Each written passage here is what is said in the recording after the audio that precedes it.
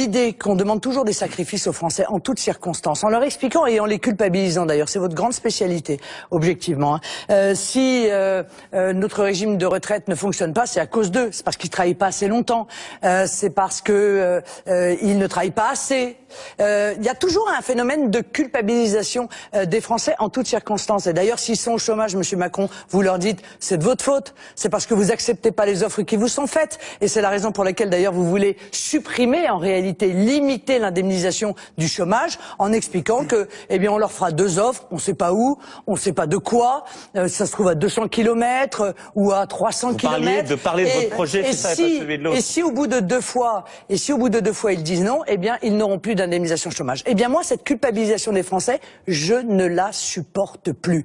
Les Français n'ont aucune raison de culpabiliser. Vous avez totalement raison. Si notre système mais ils ont le droit qu'on ne les prenne pas pour des imbéciles non plus. On peut terminer ou... Oui, mais allez-y, mais parlez de votre projet, comme vous le disiez. Vous parlez pas de votre projet sur les retraites. On peut, merci. Voilà. Donc, si le système, le régime de retraite aujourd'hui est en grande difficulté, ça n'est pas de la faute des Français, c'est de votre faute. C'est la faute du système qui vous soutient, Monsieur Macron. C'est celui qui a été au pouvoir depuis des années et des années, qui a mis en place un modèle économique qui a entraîné un chômage de masse. Car le seul moyen, et un très bon moyen de sauver le système de retraite, c'est de retrouver la voie de l'emploi.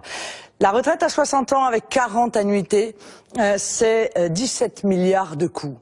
Baisser le chômage de 3 points, c'est 25 milliards de recettes pour l'État. Sauf que ça, vous avez été incapable de le faire parce qu'encore une fois, le modèle économique soumis à la mondialisation sauvage, l'ouverture totale des frontières, la concurrence de tous contre tous, eh bien ça entraîne le chômage de masse que nous vivons aujourd'hui. Il faut donc rompre avec ce modèle-là, mettre en place les protections contre la mondialisation, se réarmer face à la mondialisation et ainsi, avec effectivement notre tissu économique, nos TPE-PME, retrouver la voie de l'emploi, faire baisser le chômage et sauver ce système de retraite par répartition auquel nous sommes si attachés.